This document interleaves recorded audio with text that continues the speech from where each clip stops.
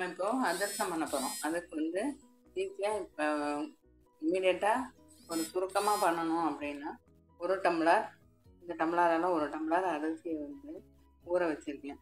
காலம்பரை 10 மணிக்கு இதை வந்து ஊற வச்சுருக்கேன். 2 மணி நேரம் 12:15க்கு 12:30க்கு அரைக்கணும். இதை வந்து இப்போ நான் வந்து ஒரு ஊற வச்சதுனால எப்படி இருக்குது பாருங்கள். இந்த மாதிரி நல்லா வெள்ளை வெள்ளையேன்னு இருக்குது. இது வந்து மாவரிசின்னு சொல்லி கடையில் கிடைக்கும். இந்த மாதிரி கேட்டு வாங்கணும். இப்போ இந்த ஊற வச்ச அரிசியை வந்து இந்த தண்ணியெல்லாம் எடுத்துட்டு ஒரு 5 நிமிஷம் பேப்பரில் உலர்த்திட்டு மிக்சியில் போட்டு அரைச்சி மாவாக்கி கொண்டு வரணும். இப்போ நம்ம அரிசி ஊற வச்ச அரிசியை வந்து கொஞ்சம் லேசாக தட்டில் துணியிலையோ பேப்பர்லேயோ போட்டுட்டு லேசாக ஒரு 10 நிமிஷம் வச்சு காய வச்சோம்னா இந்த மாதிரி இப்படி ஒட்டணும். இப்படி ஒட்டுற அளவுக்கு இருந்தால் போதும். ரொம்ப போட்டு இது பண்ணாமல் இந்த மாதிரி இப்படி தொட்டான்னா இந்த அரிசி இப்படி ஒட்டணும். ஒட்டும் பொழுது அதை எடுத்து மிக்சியில் போட்டு பவுட்ரு பண்ணி கொண்டு வரணும். இந்த 1 டம்ளர் அரிசிக்கு 3/4 டம்ளர் வெல்லம் ரெடி பண்ணி வச்சுருக்கேன். இப்போ நம்ம வந்து 1 டம்ளர் அரிசியை எடுத்து நம்ம மிக்சியில் போட்டு காய வச்சு லேசாக அரிசியை காய வச்சு அதை மிக்சியில் போட்டு அரைச்சி மாவு எடுத்துன்னு வந்திருக்கேன். இவ்வளோ மாவு கிடச்சிருக்கு. இப்போ நமக்கு வெல்லம் வந்து நம்ம சொன்ன மாதிரி இந்த அளவுக்கு வெல்லம் இருந்தால் போதும். இந்த இப்போ கட்டவரல் காமிச்சிருக்கேன் இல்லையா, இந்த அளவு வெல்லம் இருந்தால் போதும். இந்த அளவு வெல்லம் அதாவது 1 டம்ளருக்கு அரைக்கும் கொஞ்சம் கூட, முக்கால் இல்லாமல் அரையும் இல்லாமல் ஒரு நடுத்தரமான ஒரு இதில், அதாவது அரை முக்கால் இல்லாமல் நடுவில் கொஞ்சம் வந்து வெல்லம் எடுத்தால் போதும். 3/4 பங்குக்கு குறைச்சலாக இருந்தால் போதும் வெல்லம். இந்த வெல்லத்தை நம்ம வந்து லேசாக தண்ணியை ஊற்றி இப்போ இல்பச்சட்டியில் ஊற்றி வச்சுருக்கேன். கரைஞ்சோன்னா இதை வந்து வடிகட்டணும். கல் இருந்ததுன்னா வடிகட்டணும். இப்போ வடிகட்ட போகிறேன். வடிகட்டிட்டு பாகு எப்படி பார்க்கணுங்கிறத இப்போ காமிக்க போகிறேன். இப்போ இந்த பாகு காஞ்சிருச்சு. இந்த மாதிரி நல்லா கெட்டியாக வந்துடும். இந்த சமயத்தில் நம்ம தண்ணிக்குள்ளே இதை ஊற்றி வச்சுருக்கேன். ஊற்றி வச்சேன்னா இந்த மாதிரி வரும்போது இப்போ இதை ஊற்றி எடுத்தோன்னா இப்படி கெட்டியாக இப்படி தக்காளி பழம் மாதிரி வந்துடும். இப்போ இதில் பார்த்தோன்னா இப்படி சேர்ந்தா மாதிரி ஒன்று சேர்ந்து இப்படி வந்துடும். இது பார்த்தோன்னா இதாக இருக்கும். இந்த மாதிரி சமயத்தில் அடுப்பை ஆஃப் பண்ணிவிட்டு இந்த தண்ணிக்குள்ளார வச்சுருந்ததையும் இதில் ஊற்றிட்டு மாவில் பாகை செலுத்தி கொஞ்சம் ஏலக்காய் பொடியும் போட்டு பாகை செலுத்தி வைக்கணும். இப்போ பாகு எப்படி செலுத்துகிறோங்கிறத இப்போ பார்க்கலாம். கரண்டியாக எடுத்து ஊற்றுறோம். இந்த மீன் டைம் நம்ம வந்து அரைச்ச மாவில் கொஞ்சம் எடுத்து ஓரமாக எடுத்து வச்சுக்கிறோம்.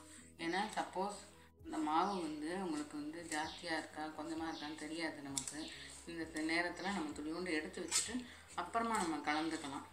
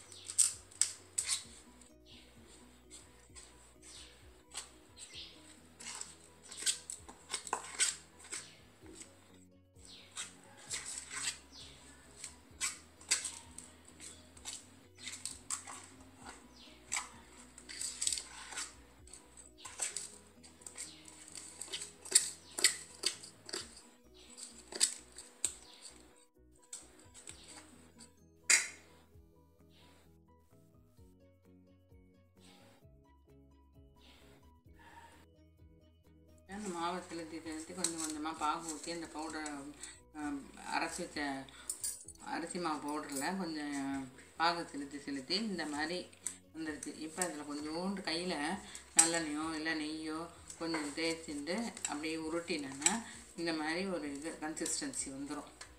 இந்த மாதிரி கன்சிஸ்டன்சிக்கு வரும். இந்த கன்சிஸ்டன்சிக்கு வரும்பொழுது இதை ஒரு டப்பாவில் போட்டு மேலே கொஞ்சோண்டு நெய்யோ எண்ணெயோ நல்லெண்ணெயோ கொஞ்சம் ஊற்றி 2 நாள் கழித்து தட்டினா நல்லாயிருக்கும்.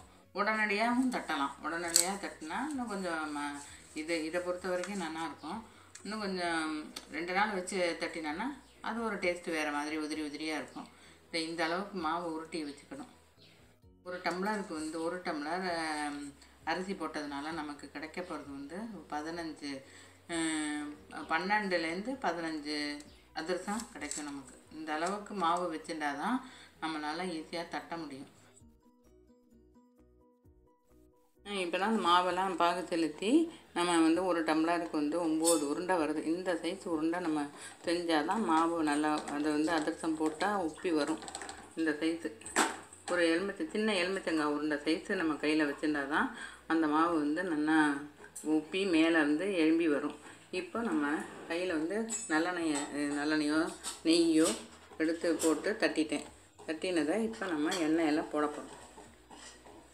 இது மாதிரி ஒவ்வொரு அதிரசங்களாக போட்டு எடுக்கணும். எடுத்தால் அந்த 1 டம்ளருக்கு நமக்கு வந்து 9லேருந்து 10 உருண்டை 10 அதிரசம் தான் வரும். அதுக்கு மேலே வராது மினிமம். அதாவது சைஸ் வந்து சின்ன சைஸாக இருந்தால் ஒரு 12. நான் கொஞ்சம் மீடியம் சைஸ் கொஞ்சம் பெருசாக தான் பண்ணியிருக்கேன். அதனால் எனக்கு வந்து 9 தான் வந்திருக்கு. இது தானாகவே எழும்பி மேலே வந்துடும் பாருங்கள். போட்ட உடனே தானாக எழும்பி மேலே ஏறி வந்துடும். இந்த அவசரத்துக்காக நம்ம பண்ணினதுனால இது இப்படி தான் இருக்கும் இந்த சைஸு.